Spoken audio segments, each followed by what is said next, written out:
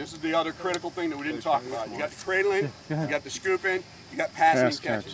So when I teach passing and catching, basically all you're doing is you want to throw overhand. What I usually have the kids do is I tell them, hey, drop your stick, okay, grab the ball like it was a baseball, all right, and show me your motion, how you throw the ball, okay?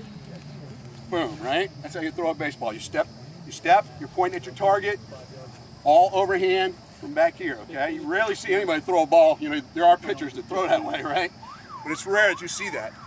So then I progress from that to a one-handed on the stick, okay? And it's the same motion, right? They don't let go of their stick, but it's the same motion, okay? And then you transition into both hands on the stick. And basically what you're doing is you're teaching this top hand needs to come through and snap through. And this bottom hand, you're just pulling straight down. Just pulling straight down. And they should be shooting and passing that same way. Who's a good? So you just basically, they need to be stepping to the target, right? Overhand, right there, right? Then give them a target here. Okay, so catching, move their hand up on their stick, right? Eye-hand coordination. They're used to catching with their hand. So you want their hand up as close to the head of the stick as possible, right? And what I do is I teach them, just like catching an egg or a water balloon, you got to give it a little bit. So I have them set up like this, and I have them push the head of their stick out towards the target, towards the ball, all right? And then I have them give with it. Have them watch it all the way into their stick, and then give with it. Then they can cradle a couple of times, right, and throw it right back. Just like that. So on the younger guys, instead of doing those line drills, you know, those fancy line drills, you may want to just do this as a warm-up, right? And have them working on it. Then as they get better, you can go into quick sticking, right? Where they just catching it and throwing it, just quick sticking, just the eye-hand coordination. Which means what when you say quick stick? It means he doesn't cradle the ball, he doesn't make any turn, he's just receiving it and getting rid of it. Receiving it and getting rid of it. We've got a quick stick on shots, and then they have what they call a quick wrist, which means you do one cradle and then release. But that's a good drill for eye-hand coordination, just passing it back and forth. It's real important for attacks down low, because you got to be able to release that ball quick. The other point is, too, talking about sticks, let's get a pole out there this time, because this is a huge danger, guys. We saw a bunch of it today. You guys with a pole have the understanding in your head that everything you do has got to be here. And that's the idea of this stick. The idea of this stick is so you can check somebody from way out here, right? Not like Nagel does, like this, but on the hands. I love my boy Nagel. Guys, you got to treat this stick like it's a midi stick. You poles. When you guys go for a ground ball, it's down in here. It's not the ground ball unless you really get real good at it. Your eye-hand coordination gets really strong, and that doesn't usually happen until sometime later on in life.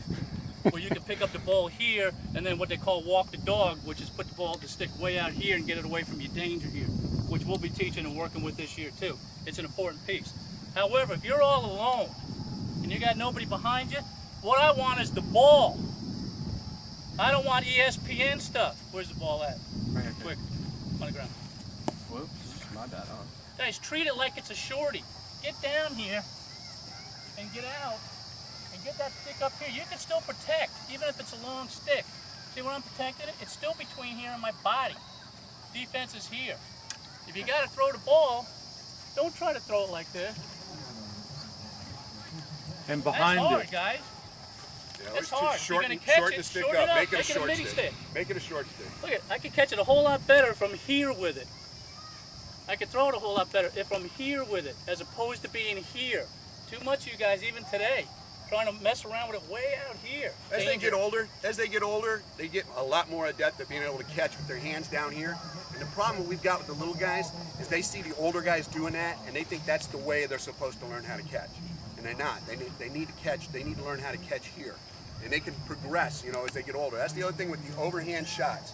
You know, I do not allow. I get on kids if they do anything sidearm, even 3/4 arm. I want everything overhand, stepping into it. Because, and the reason I teach that is you got the goals in front of you, it's 6 feet by 6 feet. If you shoot overhand, the only place you're going to miss is over the cage, right? You may bounce over the cage, you may shoot over the cage. Occasionally you may go right or left if your aiming is really bad, but you're going to just miss over cage. If you go sidearm, okay, you're going to miss from here to here. There's no telling where that ball's going to come out. As they get older, as the kids get older, they get into high school, they've been playing a while, Then they start getting down that. They get their stick adjusted with the proper whip, and which is another thing that I can't stand, right? Is these kids show up with these big bags, and they can't throw the ball because it's stuck in their stick, So just teaching those basic, at our age group, we just need to teach them overhand on everything, and catching here, scooping from here, right? And those things.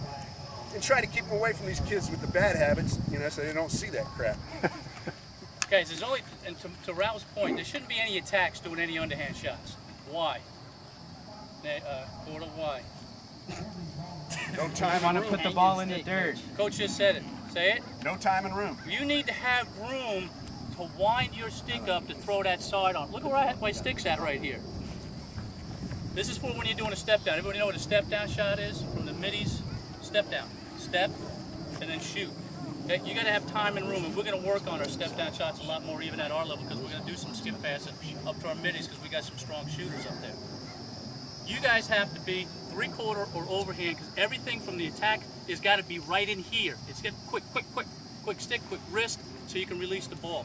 You don't have time, even on the run, to load yourself up for a sidearm shot. You got to be able to either pass that ball or shoot that ball while you're on the run, and the only way you can do that is if it's in a 3/4 or overhand. And the toughest ball to defend on a goalie, Matty, Austin, is what? Bounce it, right? The bounce shot. You don't know where it's going to go. You play on West Orange's turf, and that thing could go just about any place. Most of our goals have big divots in the front. You don't know where that ball is going to spin, so we want to bounce it.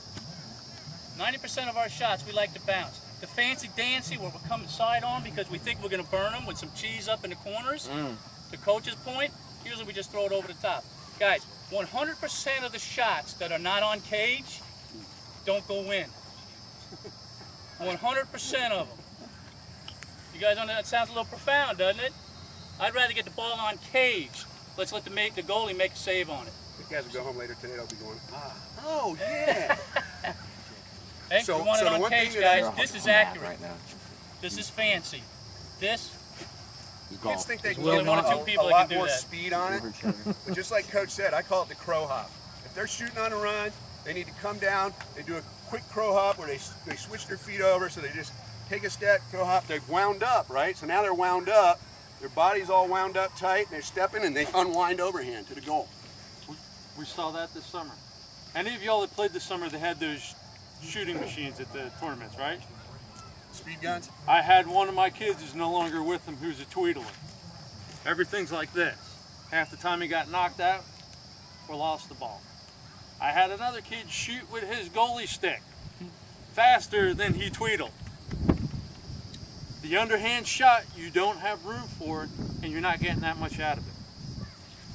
You can throw it just as hard overhand as you can underneath. And even more with a goalie accurate, stick or a gentlemen. deep ball. More accurate, by 100% more accurate. And you Get it can on do cage. more. Just like Coach said. If you're here, what can you do? Shoot. What can you do if you're here? Dodge, pass, or shoot, right? Right. You're a triple threat. From here, you're shot. That's it. Unless you have a fool that's a defender that's going to buy into it and leave you go. Carry the ball up here. Carry the ball up here. It's a quick move to a Protect. shot, quick Protect. move to a dodge, okay? Quick move to a pass.